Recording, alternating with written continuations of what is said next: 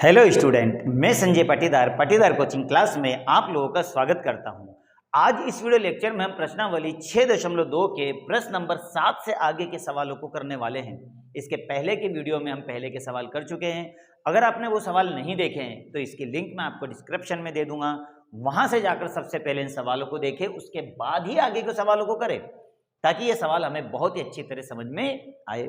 आइए हम पढ़ते हैं क्वेश्चन नंबर 7 को और देखें इन्होंने क्या दिया है। इन्होंने कहा है कि प्रमेय नंबर 6.1 का प्रयोग करते हुए सिद्ध कीजिए कि। तो बच्चों, प्रमेय 6.1 क्या है? तो प्रमेय 6.1 थेल्स प्रमेय है, जो हमने इसके पहले के वीडियो में सॉल्व किया था। तो ये तो हमें अच्छी तरह मालूम है कि थेल्स प्रमेय क्या है। तो हमें 6.1 का प्रयोग करना है और सिद्ध करना है कि एक त्रिभुज की एक भुजा के मध्य बिंदु का मतलब है कि इसके बीच वाले बिंदु से होकर दूसरी भुजा के समानांतर खींची गई रेखा तीसरी भुजा को समद्विभाजित करती है। अब आइए देखो, हम समझते हैं चित्र के द्वारा क्या कह रहा है। ये कह रहा है कि हमारे पास एक ट्राइंगल है और इस ट्राइंगल में कोई भी एक भुजा ले लो, ये ले लो या ये ले लो, इन दोनों भुजा का मध्य बिंदु है। तो अपन मान लें कि ए बी का मध्य बिंदु क्या मान लें? डी है। तो जो डी है ये इन दोनों ए बी भुजा का मध्य बिंदु है, इसका मतलब ये दोनों भुजाएं बराबर हो गई। ठीक, अब फिर वो क्या कह रहा है कि जो मध्य बिंदु से खींची गई लाइन है वो दूसरी भुजा के समानांतर है, अर्थात ये दोनों पैरेलल है। ठीक, तो हमें प्रूफ करना है, तो ये तीसरी भुजा को समद्विभाजित करती है, अर्थात ये करती है ए ई बराबर है ई सी। ये हमें प्रूफ करना है। तो आइए, क्वेश्चन तो हमने समझ लिया है, इसके आधार पर हम जो दिया है वो लिख भी लेते हैं। इन्होंने दिया है कि एक भुजा का मध्य बिंदु, तो हम डी मान लेते हैं। तो मैंने मान लिया कि भुजा ए बी का मध्य बिंदु क्या है? डी है। क्वेश्चन के अनुसार अगर ये इसका डी मध्य बिंदु है तो इसका मतलब क्या हुआ कि ए डी और डी बी ये दोनों बराबर हो गए। इसे अंडरलाइन कर लो, ये काम देगा आगे। फिर आगे क्या कह रहा है, ये मध्य बिंदु से होकर दूसरी भुजा के, ये मध्य बिंदु से होकर ये लाइन खींचता हूं तो दूसरी भुजा के समानांतर है, अर्थात कहने का मतलब ये है कि जब मैं ये इसकी लाइन खींचता हूं DE, तो DE समानांतर किसके हो जाएगा? BC के। चलो, जो इन्होंने बोला है वो लिख लेते हैं। तो DE समानांतर है BC के। ये भी हमें आगे काम देने वाला है। तो ये तो हो गया बच्चों गिवन के बाद अब हमें प्रूफ क्या करना है? तो हमें प्रूफ करना है कि तीसरी भुजा को समद्विभाजित करता है। तीसरी भुजा कौन सी? AC को ये समद्विभाजित करता है। तो ये हमें सिद्ध करना है। सिद्ध करना है हमें कि AE बराबर है EC, ये हमें प्रूफ करना है। इसे मैं अंडरलाइन कर लेता हूं ताकि हमें अच्छी तरह से समझ में आ जाए। ये हमें प्रूफ करना है। ओके, अब देखो कैसे प्रूफ करना है। इन्होंने क्लियर बोला है कि थेल्स प्रमेय से करना है। तो उपपत्ति में देखो, उपपत्ति में जो गिवन है मेरे पास, क्या गिवन है कि AD बराबर है DB। ये इन्होंने क्या किया है? दिया है। ये मुझे देखो यहां दिया है। तो अब मैं करता हूं, चूंकि ये इक्वल में है तो मैं इसको यहां पर बटे में ले आता हूं।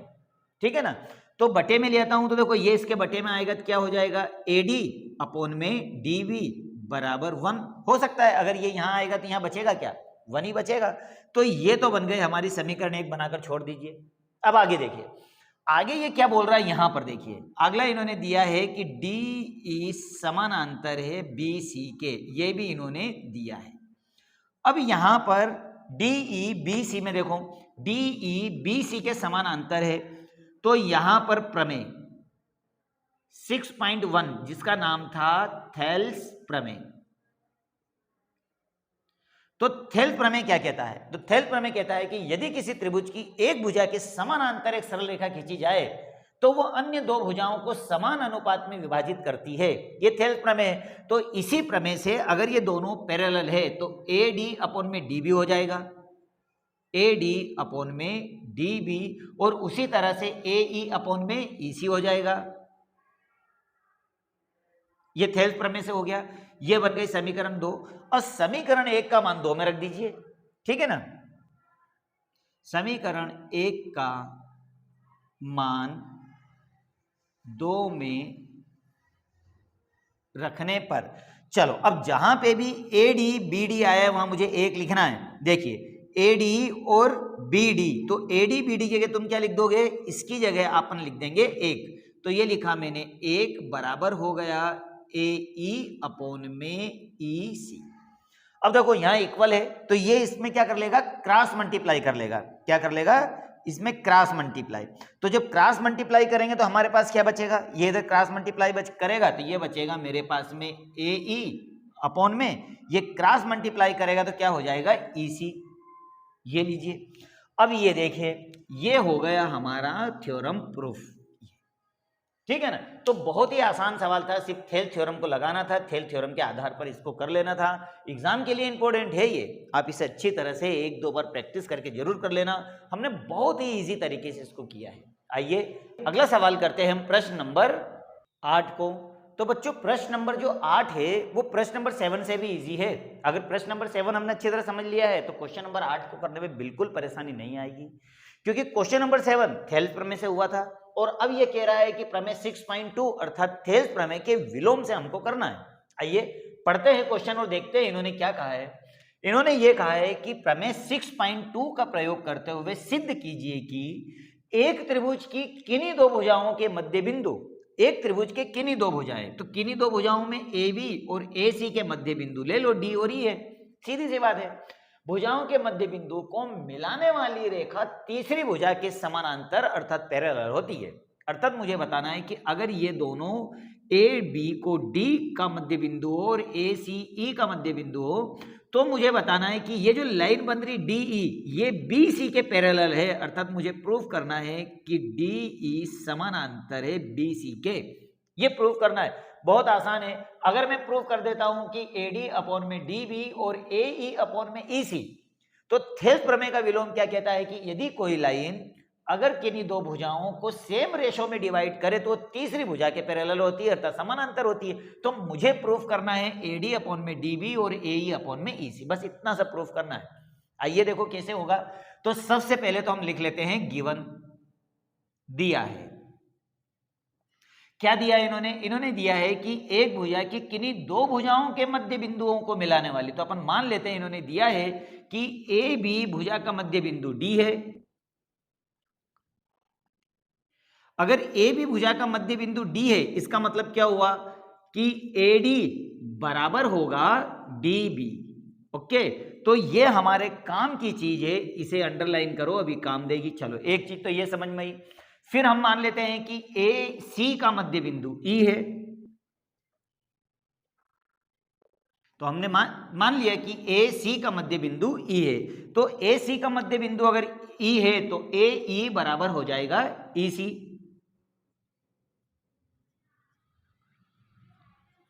ये भी हमारे बहुत काम की चीज है, बस इन दोनों को अंडरलाइन कर लो क्योंकि सवाल हमारा यहीं से होगा। ठीक है, चलो इसके बाद में अब हमें प्रूफ क्या करना है, तो हमें प्रूफ करना है कि ये दोनों लाइनें जो मिला रही है, जो बिंदुओं को मिला रही है, तीसरी भुजा के समानांतर है। अर्थात मुझे सिद्ध करना है मुझे कि DE समानांतर है BC के, ये चीज मुझे प्रूफ करना है। आइए किस तरह से उपपत्ति में देखते हैं।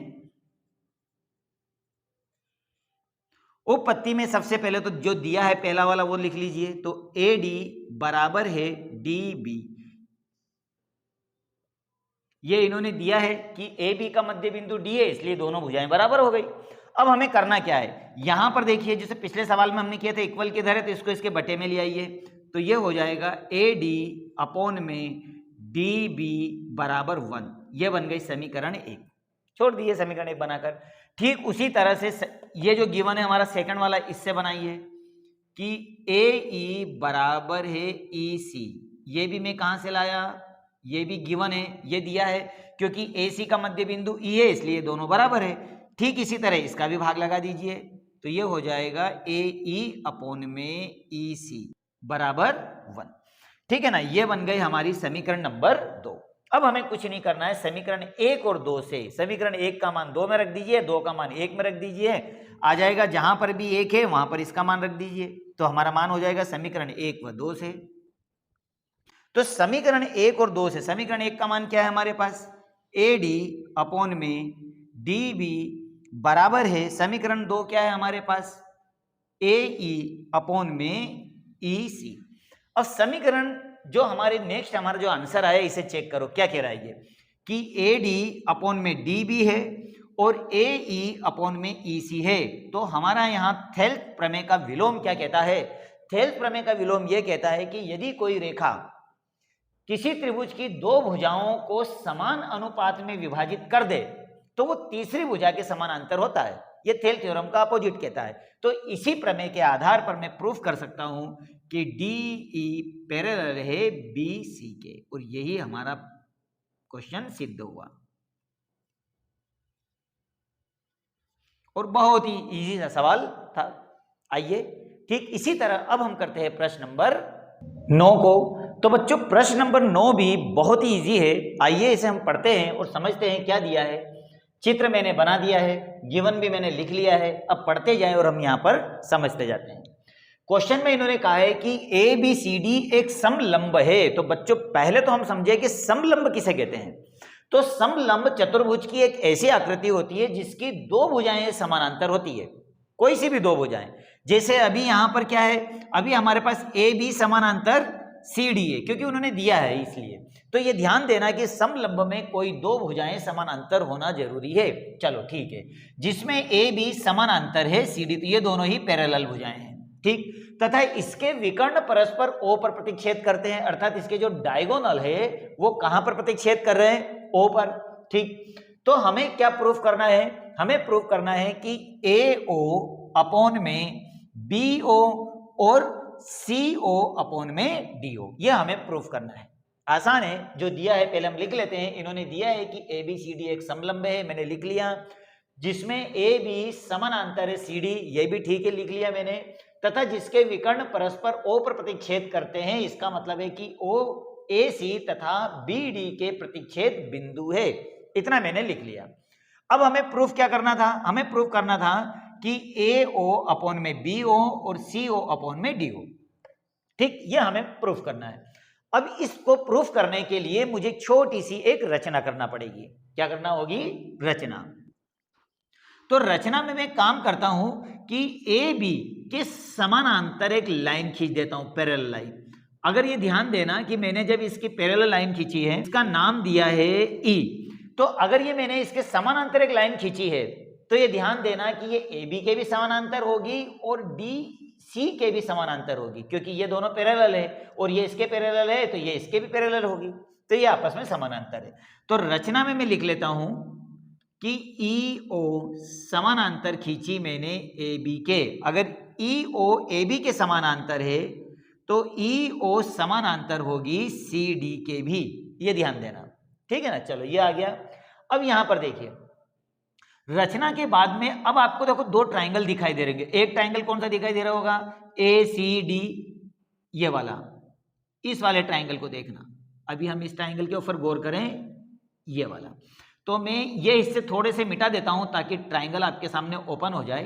ये देखिए दिख रहा है ट्राइंगल, ये वाला। तो यहां पे हम लिख लेते हैं उपपत्ति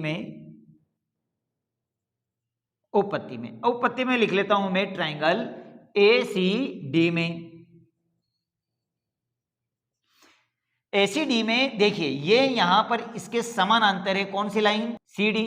तो मैं ये भी लिख सकता हूं यहां पर कि ई ओ समानांतर है सी डी के। अगर ये दोनों पैरेलल है तो मेरा थेल्स प्रमेय क्या कहता है कि यदि किसी त्रिभुज की एक भुजा के समानांतर एक सरल रेखा खींची जाए तो वो अन्य दो भुजाओं को समान अनुपात में विभाजित करती है। अर्थात देखो ये जो लाइन है ये दिख रही है हमें, ये लाइन ए ई अपॉन में ई डी हो जाएगा और ए ओ अपॉन में ई सी हो जाएगा थेल्स प्रमेय से। तो थेल्स प्रमेय याद कर ले यहां पे और लिख ले थेल्स प्रमेय से।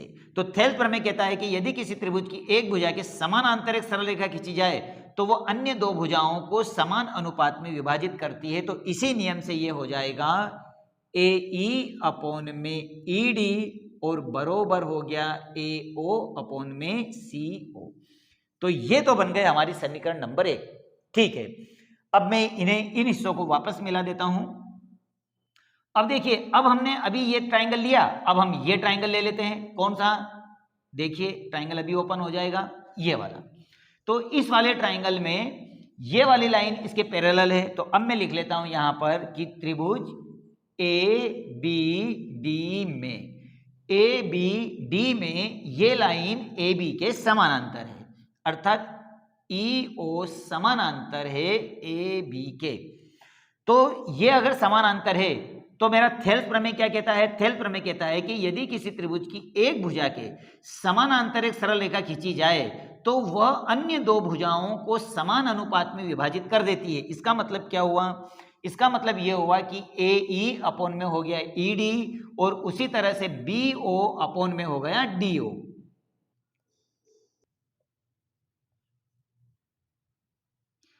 और उसी तरह से हो जाएगा BO अपॉन में DO। ये बन गए हमारी समीकरण नंबर 2। बहुत ही आसान था। अब समीकरण 1 व 2 से, समीकरण 1 व 2 से, तो समीकरण 1 और 2 से बच्चों यहां पर देखो ये दोनों हमारी इक्वल है। इसका मतलब ये है कि मैं AD का मान ये रख सकता हूं या इसका मान ये रख सकता हूं, कोई भी रख सकता हूं मैं। तो ये दोनों तो इक्वल होने के कारण छोड़ो ही नहीं, क्योंकि इसकी वैल्यू पुट हो रही है।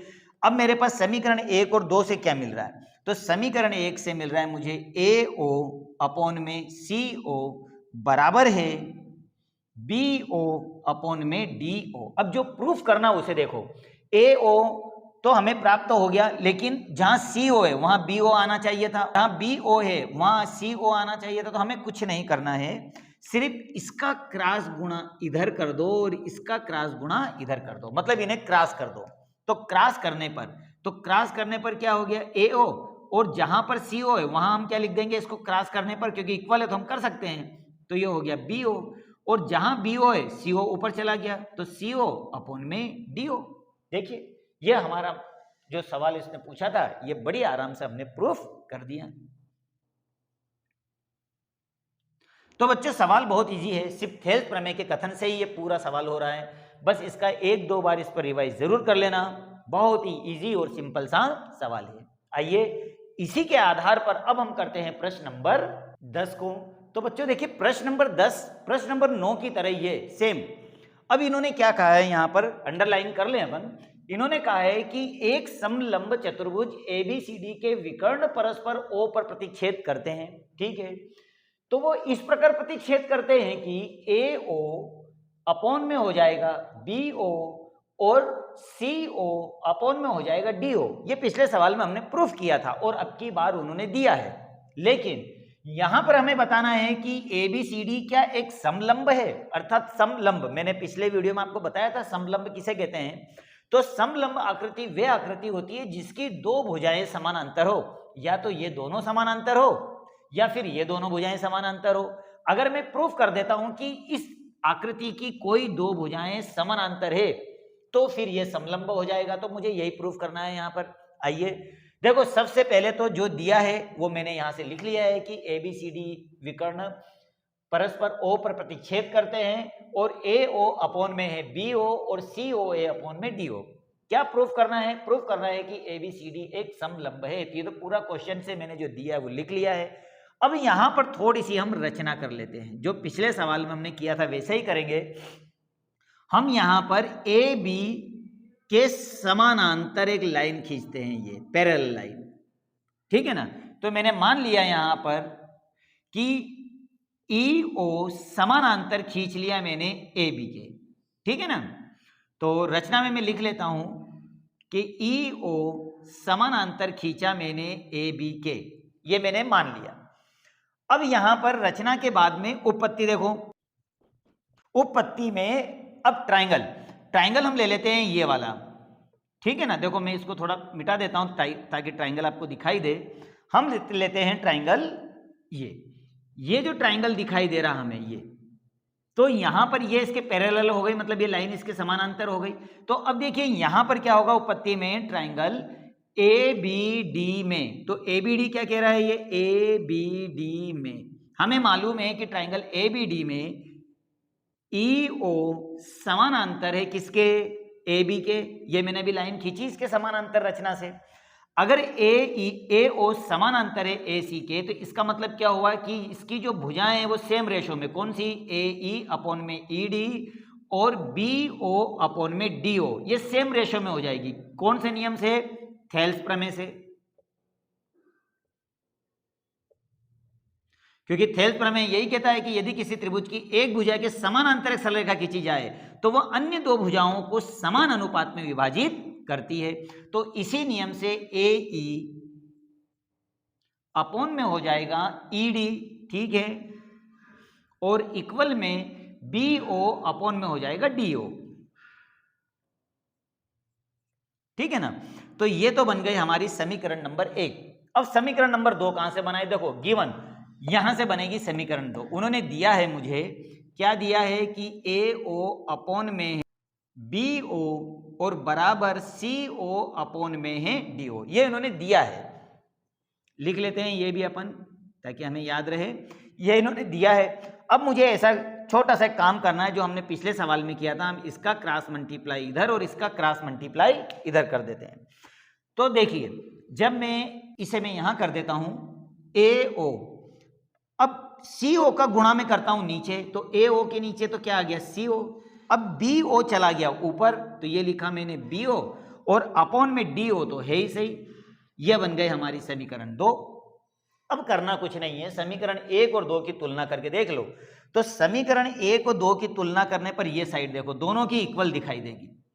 तो BO बटे में DO का मान मैं यहां रख देता हूं या इसका मान मैं यहां रख देता हूं, दोनों एक ही बात है। तो समीकरण 1 व 2 से, तो समीकरण 1 क्या है मेरे पास में?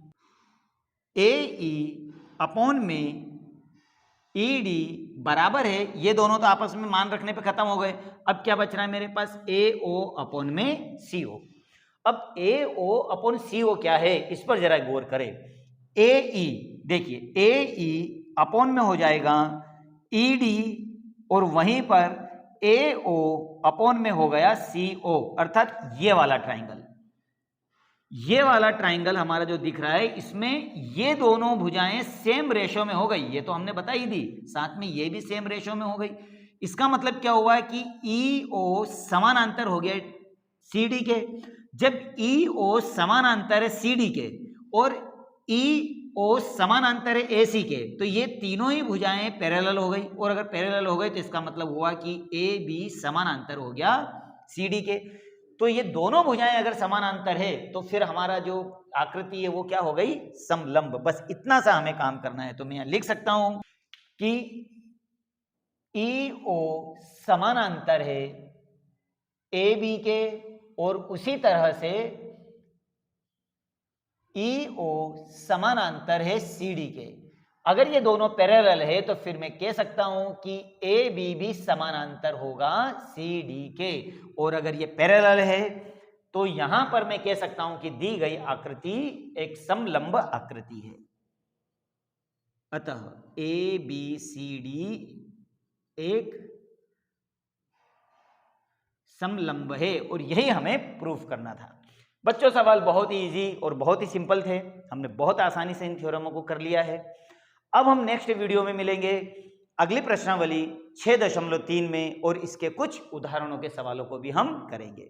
तो इसी तरह से हमारे साथ में बने रहे और वीडियो को शेयर तथा लाइक जरूर करें और चैनल को सब्सक्राइब नहीं किया है तो चैनल को सब्सक्राइब जरूर कर ले। Subscribe now and press the bell icon. Never miss an update.